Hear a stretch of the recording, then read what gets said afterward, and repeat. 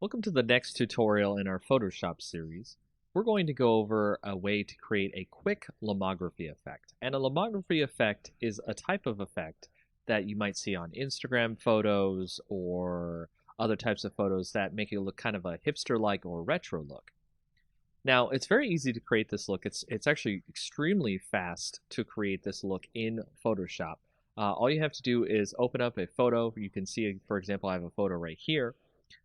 You want to go to Layer, New Adjustment Layer, and Curves. And we're going to make a new Curves layer here. Now I'm going to make the Curves layer called the lomography effect, which we'll go ahead and type that in. And you can see we've got a nice little layer that goes over our background. It also has its own layer, so that way we won't have to worry about making the effect on the image and not having it affect the image permanently. So the way we start this effect is we go through and check out the curves. So we've got the histogram here, and we want to start out by actually putting a point here and dragging it down a little bit, which you see will actually drag down some of the shadows in the image. And then you want to put a little point up here and drag that one up, which will actually drag in some more of the light into the image. Then we'll go into the red, and we'll actually put a little point there, drag that down a little bit so we can get some more in there. But we actually want to drag the shadows up a little bit so we can get some more darkness depth to the image. We also want to drag up the end here as well and go to the green and do the same thing. Drag up a little bit there, drag down a little bit at the top.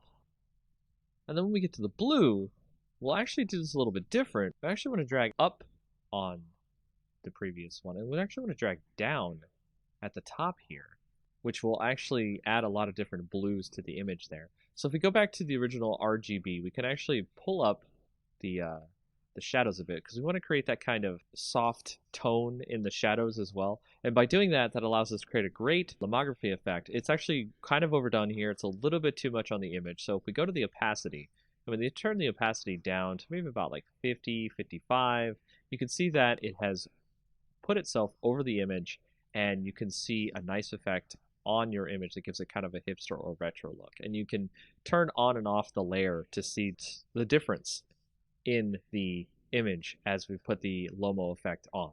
And that's pretty much it for this tutorial. Welcome to our advanced GIMP tutorial, where we'll actually show you a way how to do digital black and white conversion. It's quite an easy effect to do. And we'll start by opening up an image that you might have seen before on a previous tutorial. We'll open that up and we'll show you how we'll be able to do the conversion here. Now, you can do a saturate effect in GIMP as well, but what I like to do is create a new layer. So we'll go over here and we'll go ahead and make a new layer. We'll make that transparent, that's fine. And from there, we'll also create a layer mask. So go ahead and add a layer mask to this layer. Make sure that it's set to white so it's full opacity. And you want to change this layer's mode to saturation. And by changing this layer's mode to saturation, you'll be able to change the opacity on the saturation on the layer. To get the saturation on the layer, you'll go over to the bucket tool and you will put in black on the actual layer itself. And this will create desaturation of the layer. And you'll be able to see the entire layer is in black and white. Now, you can set the opacity on this so the effect is not that dramatic. So you can have some color, you can have less color, all the way up to 100%. So you can change this as you will, instead of just using the saturation effect, which will be one time only. You can use this to great effect to choose the granular control over the black and white conversion effect. Now, what you can also do is with this and having the mask, you can go to the original layer itself, use the scissors tool, and you can pick out parts of the image you want to have in color itself. So if you see here, I have picked out some of the glasses to be in color, and the scissors tool is one of the best tools for this as it tries to find the edges of the glasses on our background layer here. And of course, you can drag each point to make sure it tries to find all of the different parts of the glasses, and then we'll go ahead and click inside to select it. And if we do that and then go back to our layer mask for our saturation layer, we can go in there and we can select the brush tool, make sure it's set to black because we're going to be painting on the layer mask so we can make the color shine through. And you can just start painting in those glasses there and make those glasses show up in actual color compared to the rest of the image. And that's just a very quick way of how to do digital black and white conversion in GIMP. Welcome to the next in our tutorial series about GIMP. In this next tutorial, we'll go over a quick way how to do a coloring of a sketch that you might scan in or you have received on the internet. And it's really easy to start coloring in GIMP. To start, we'll go ahead and have our sketch open, as you can see right here, and we will go ahead and add a new layer above that sketch. So we'll go ahead and make that a transparent layer, and we will also make sure that that layer is set to multiply instead of normal, because if it is set to normal, you'll just draw the color over the sketch beneath that layer. But with multiply, it actually adds the color over the layer, but in a way so that the previous layer on the bottom shows through. So if you see right here, we've set our color to something that's a little bit more skin toned. Make sure to do that as well. Hit OK. And then we will start coloring in over top our sketch. And you can see just by coloring in here with the color that we picked, a nice skin tone color, you can start to get the sketch to look more like something that is 3D or an actual colored in sketch. Now this is a part of the longer process here, is to color in all the parts you need. So I'm going to do just a really quick once over so that way it doesn't take too long and you can see the effects, but also we're not too worried about it being too messy. So as you can see there, I've colored in her face on this sketch. What we can also do is switch a little bit to the burn tool. We'll switch to the dodge and burn tool, then we'll switch to burn down here at the bottom on the options, so that way we can put in some shadows in the image where we think where the shadows are. And we can make sure to change your size of your brush. You can use that using the bracket keys on your keyboard. Left bracket, right bracket changes the size of your brush.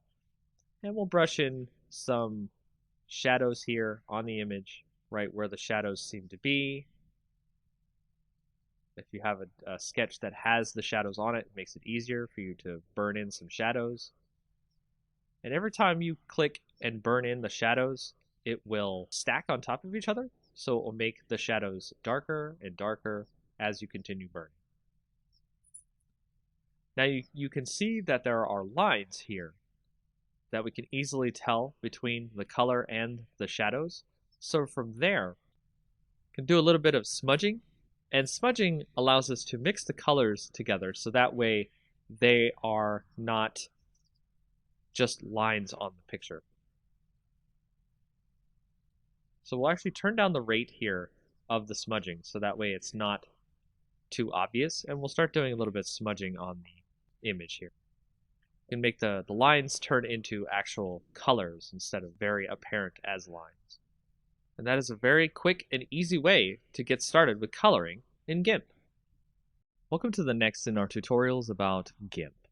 In this advanced tutorial, we'll show you how to do some tone mapping on the images that you might need to get some extra color or some extra different shadows and cool things that you would like to get on your photos. Starting out, what we'll do is take a picture right here. I've got a picture of a good night scene.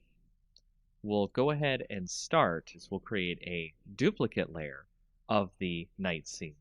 And what we need to do is create a special enhancement filter called Advanced Tone Mapping. Now, this doesn't normally come with GIMP, so I recommend that you go find a plugin for Advanced Tone Mapping. It's very easy to find on the internet. GIMP itself has a repository of plugins that you're able to find Advanced Tone Mapping. And once you get that and install it into your GIMP plugin folder, you're going to go into GIMP and use Enhance Advanced Tone Mapping under the filters. Then that will show you a pop-up dialog window that you'll want to Switch the copies of the merge layer. You want to make it about 5. Press OK. It'll create a bunch of different colors and make the whole thing look really good. From there, you want to right-click on the layer and click Merge Down. And just merge down until you get one picture, one layer. Next, you'll want to go up to the colors and do levels. And on the levels, you want to switch that to maybe about 94, 93, or 92 on the gamma. Press OK there so we can get that into our picture. The next thing you want to do is create another duplicate layer. And then on that layer, you want to click Colors, Desaturate. And from there, you want to actually have it at lightness. You can do luminosity, you can do average. You can see that it changes the different shades of gray. But let's choose lightness, click OK. And then you want to go back over to colors, click invert, and you'll see all the different colors inverted here. Then you want to go to filters, blur, Gaussian blur. And you want to set that blur to about, I think I want to do 20. 20 here seems fine. So now to blur the whole image, what we're going to do with this blurred image is we are going to switch the mode on the top layer here to overlay. And now you'll see it has overlaid onto our image down below. And you want to tweak this by using the opacity bar over here on the right. So we're going to set that to about 48, and then we will merge the layers down. And now you can see we have our new image that shows the different tone maps of color that are in our night sky image. And that's how you get some tone maps in your GIMP program. Welcome to the next in our advanced tutorial series in GIMP. In this tutorial, we'll show you how to remove noise from photos where pictures have been taken that have a lot of noise in them. And here you'll see we have started with a picture that has a bunch of noise in it, and we're going to remove the noise, and we can do this in many different ways, including going to the filter option, blur. We can do a regular blur, or we can do a Gaussian blur. And a lot of people like to use these blurs to get rid of the noise in the image. However, there is a better tool to get rid of the noise in images. It is an extra GIMP plugin that you can go find. Once you download that and put it into your GIMP program, you'll see it under your Enhance Filter options, and it's called Wavelet Denoise. And Wavelet Denoise will allow you to bring up this dialog box that produces a better algorithm to remove the noise from your images. And when you go into it, you can see a preview of the image and the noise that will get reduced. So you can move around and find where most of the noise is coming from. And then you can go down to the thresholds and you can turn up the amount of noise being removed from the image. And you can decide whether or not you want to have more or less detail left in the image. And you can also change how much detail can be conserved when you start applying the denoise filter to the image. And then you hit OK, and you can see that it has reduced a lot of the noise in the image, and you can tweak this as you like. And there are many other different ways you can do this, but this is probably one of the best ways to remove noise from an image to make it look a little bit better to your clients or to any projects you might have in the future. And that is a quick way of how to remove extra kinds of film grain or noise in your images in GIMP.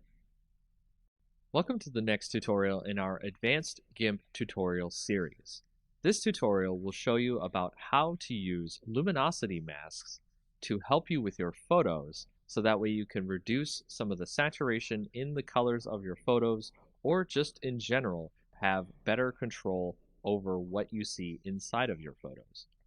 To start off, we have an image open here, which we're going to use luminosity masks to remove some of the saturation in the photo so we can see more of the mountain behind. So if you go over to the left, you can see we are normally on our layers section here, and we want to create a copy of our original layer, so duplicate layer.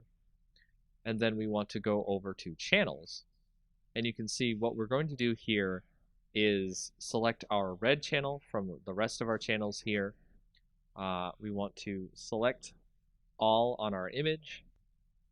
I'm going to drag the red channel down to the copy down here, and then we will start by creating this one as the L for light, because we're going to save the highlights of the image and we're going to save the shadows of the image.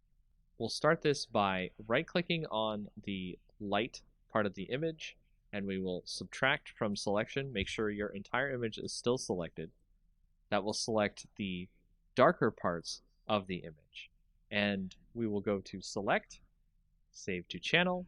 That'll actually save the shadows of the image. So we'll save that as D for dark. And then if you right click on our layer again, our light channel here, click subtract from selection one more time, it gets even further darker, and we'll save that as DD. And then we'll go back to our lights again, subtract from selection one more time, and we'll save that as DDD. So that way you can see all the different shadows have been saved now out of our image, and we'll now go and save the lighter parts of our image instead of our darker parts. So select none, then go to our darker parts of our image, select all,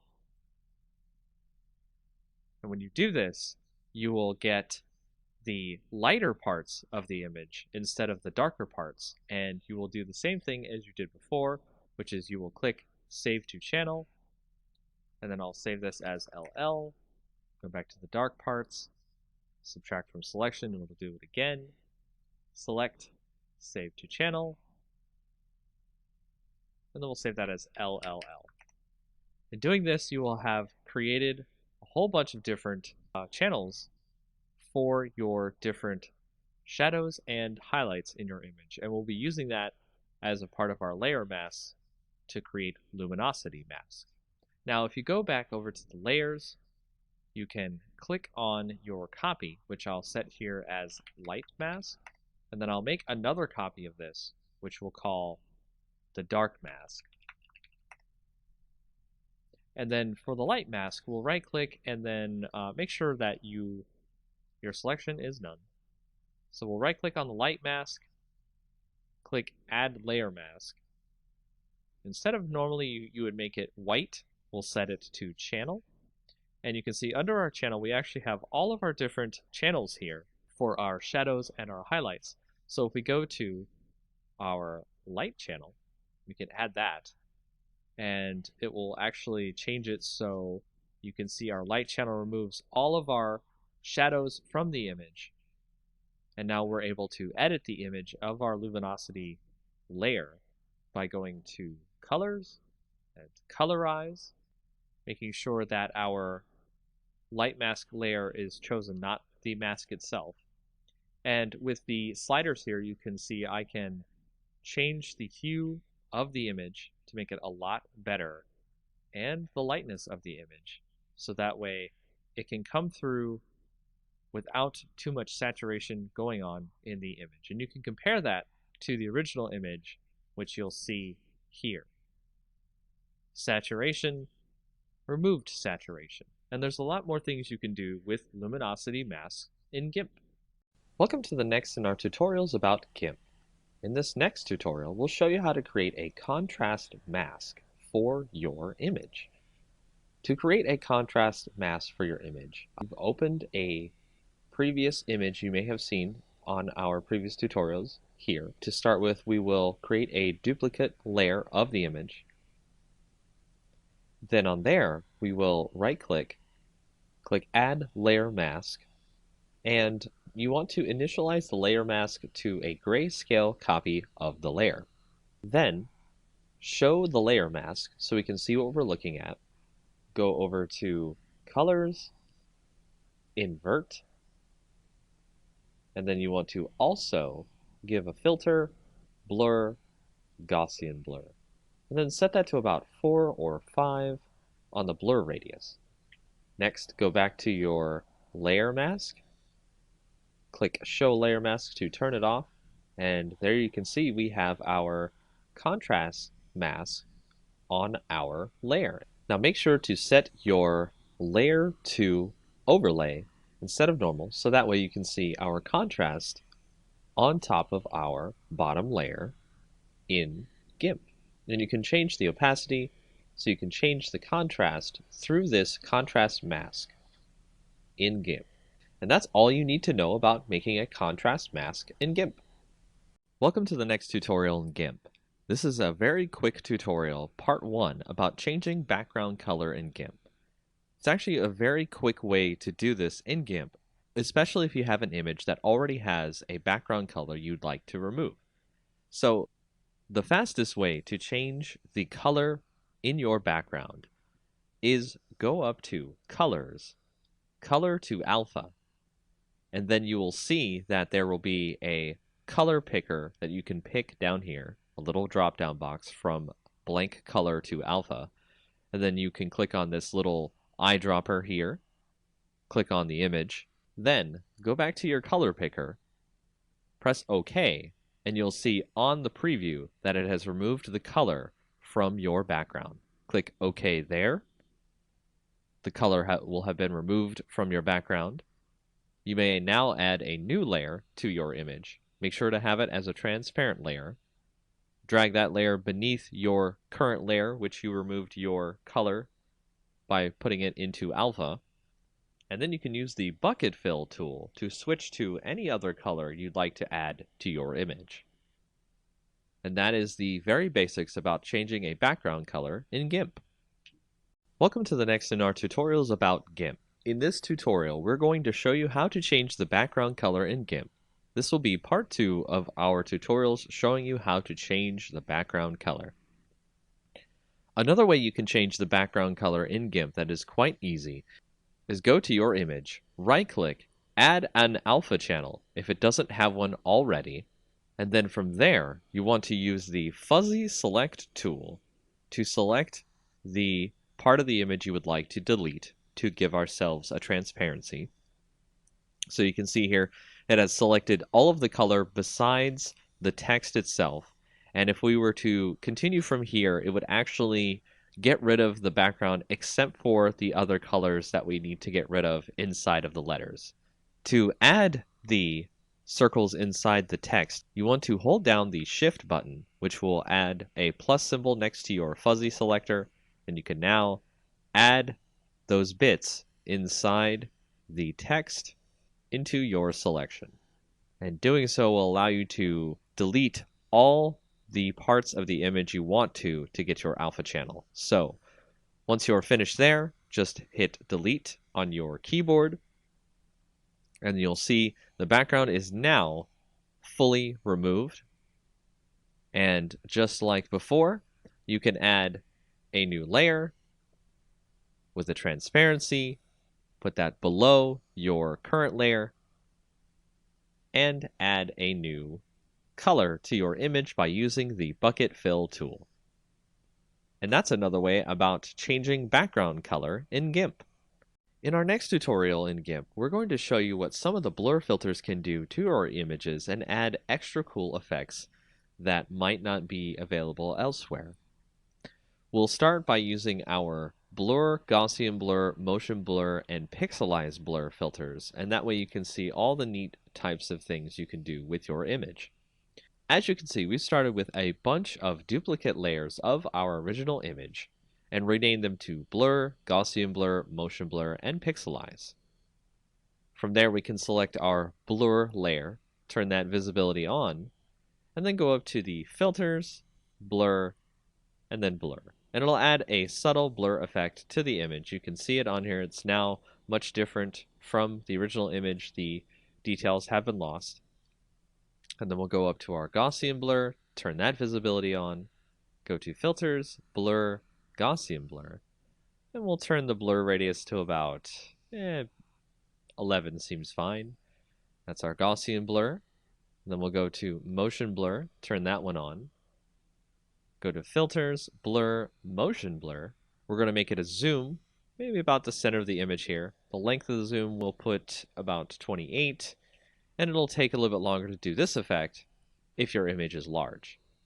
So now you can see that there is a kind of rush to get to the mountain look to the image. It's really cool.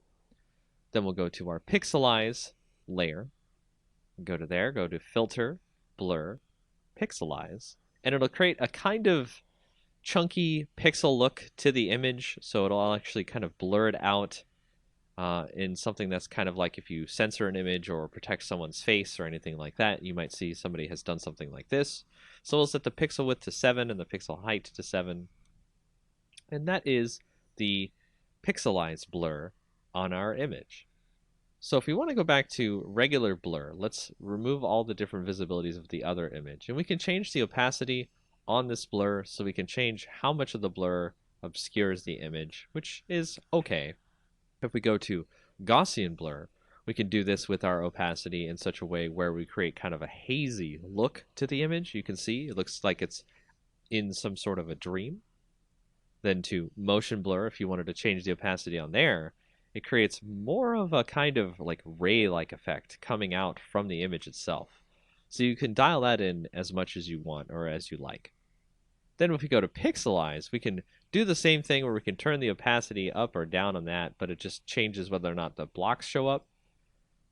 What we can do here is we can select part of the image and we can create kind of a border in the image. And to do that, we've selected a spot in the image. And then you'll want to go to the pixelize layer, add a layer mask, make it the selection that we've just put onto our layer, but invert the mask because we want a border on the inside and not just the inside of the selection as our pixelized blur.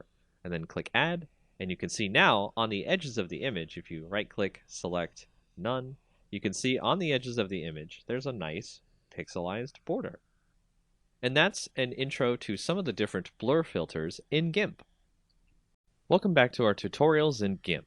For our next tutorial, we'll show you about the selective Gaussian blur and how it can be used to remove noise from your images. Just like our previous tutorials where we've shown you how to reduce noise, we can select part of the image that we want to remove the noise from. As you can see here, I have a selection. Then go up to Filters, Blur, Selective Gaussian Blur. And in that, you want to select where the delta is. That's basically telling the Gaussian blur how much of the image you'd like to remove the noise from, and set the blur radius so that way it can come out looking good. As we hit OK here, you can see that it has removed a lot of the noise from the image by getting rid of the noise through the blur. And that's just a quick way to show you how to do selective Gaussian blur in GIMP. Welcome to our next tutorial in GIMP. We'll go over more tools that have been used in GIMP to create different effects in your image. The tools we'll go over for this part of our tutorial will include the clone tool, the healing tool, the perspective clone tool, the blur and sharpen tool, the smudge tool, and the dodge and burn tool. Starting out with the clone tool, if you go to our image that you see here, it will not let you do anything with the brush until you hold down Control, click a source on the image, and then it'll use that source when you decide to paint on your image, thus duplicating the image as you paint over it. The next tool, the healing tool, allows you to heal parts of the image much like in Photoshop when you want to fix parts of your image that have blemishes on them or other various problems. Much like the clone tool, you have to set a part of the image that you would like to use as the basis for healing the rest of the image. And as we start moving through our image, it'll try to heal the image based on what's around it, as opposed to the previous clone part where it just copied whatever it was using the source as. For the perspective clone tool, we can modify the perspective of our image not in a permanent way, but in a way that GIMP will use when we decide to clone the rest of the image later. By going to the perspective clone option in the tool options, we can now set a source that we'd like to clone from, say this corner up here where the perspective will be changed, and we can paint that into our image. And as you can see, the perspective of the image in the upper left is now in our bottom right at a very different perspective. The next tool, Blur and Sharpen tool, we can set to blur. And then on our image, we can start blurring out parts of the image as we need to. And then if you set that to sharpen, you can sharpen parts of the image as you need to. You can turn up the rate on this to increase the sharpen amount, so that way you do not have to sharpen more than once on an image. If you go to the smudge tool, this will use the colors around it and smudge them together so they become more of a blur with all the colors that are included when you start smudging. The next tool, the dodge and burn tool, allows you to dodge, which is lighten up the colors in an image, but also do burn, which allows you to darken the colors in the image, creating more vibrant color as necessary. And those are some of the more advanced tools you will use in GIMP. In our next tutorial of GIMP, we'll go over some of the color tools that you'll use on your images to change various parts of your image. Much like Photoshop, these are some of the main tools you will use to switch color balance, brightness and contrast, curves, and more. So to start off, we'll go to the Colors section, Color Balance. This is probably the main tool many people use to change the actual color in the image to something that they think is much more appropriate for the image in general. And as you can see, we can change these values to increase more of the color that we want to add to the image or subtract the color. And we can change the shadows, the midtones, and the highlights of the image. The next tool is Hue Saturation, which allows us to change overall the hue colors that are added to our image. So we can make it a green or a pink or what have you. We can change the lightness of the image, how much extra light is in the image, or if there's more shadows. And we can add more saturation of color to the image or make it more toward grayscale. With the Colorize option, we can do this in a more direct way, where it adds the color directly over all of the image. And of course, you can do this with the saturation and the lightness as well. With the brightness contrast, we can change the brightness to be less on the image, the contrast to be more, and vice versa. With the threshold, we can change what the image sees in terms of darkness or light. And for this, I would recommend using a layer mask so you can have something to blend over the image itself instead of leaving this as its own layer. With levels, we can go in and change the gamma on the image, so we can reduce the gamma, make it darker, or add more gamma to make it lighter. With the curves, this is much like Photoshop, where you have a histogram, and you can set the points on the curves to drag down the shadows, increase the highlights, and change the way the image looks on a very granular basis. If you go to posterize, it creates an image that reduces its colors into various channels of colors. You don't see many colors if you go lower on the posterize levels. That looks like it was created in older graphics editors. If you go to desaturate, we've been using this in a lot of our previous tutorials where we can desaturate by removing the colors from the image, and we can choose based on the luminosity, the average, or the lightness in the image. And that is just a quick overview of all the different color tools you could use in GIMP. Welcome to our next tutorial in GIMP. In this tutorial, we'll show you how to use the Paths tool inside of GIMP. So go over and click your Paths tool here. And on the left in the tool options, you will see that you have the design mode, the edit mode, and the move mode. The design mode allows you to create points on your image that will create a path. To connect the paths together so that way you create a completed path, go to Edit once you are finished clicking on the last point for your path, and then click on the starting point of your path.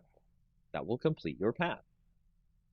From there, you can move the path if you need to, and you can start doing a selection from the path or stroke the path if you need to.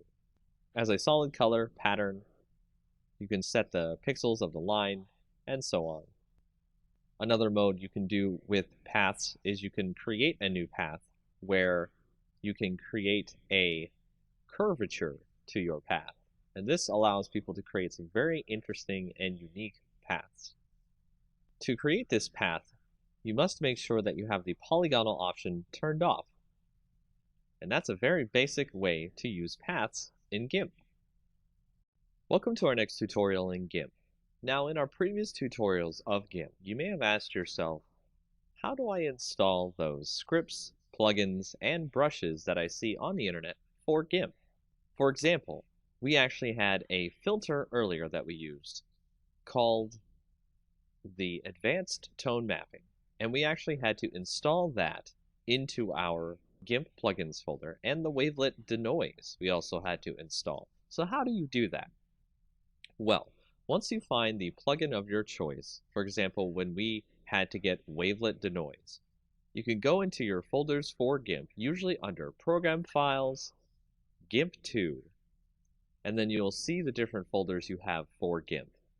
If you go into the lib folder, then go into GIMP, then go to 2.0 or whatever the version is,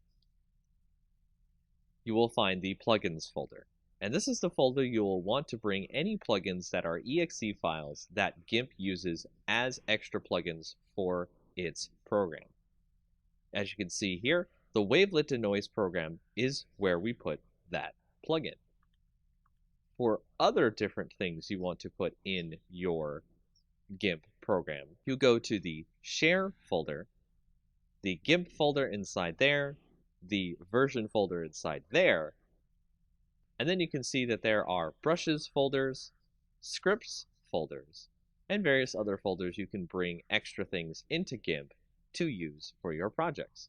So if you have a script, for example, the Advanced Tone Mapping script, this is where it goes inside your GIMP program.